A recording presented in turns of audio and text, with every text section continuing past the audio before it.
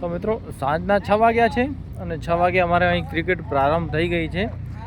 નાના નાના ટાબરિયા અને આ મોટા મોટા થોડાક 4-5 જણા. એક આ સુરેશ, આપણા સુરેશ તો જ્યાં જોવો ત્યાં જોવા મળી રહેશે.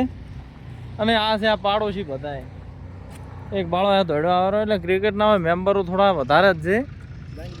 સુરેશભાઈ છે આપણે મેન કીપર, હુસેન બોલ્ટનો ભાઈ છે આર્યો.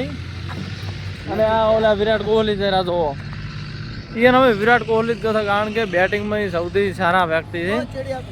અને આ છે કોણ છે આ ભાઈ ગયો છે ક્રિશ ગેલ. આ ક્રિશ ગેલ છે, અમદાવો ક્રિશ. આ ક્રિશ ગેલ છે, હમણાં તાક છે.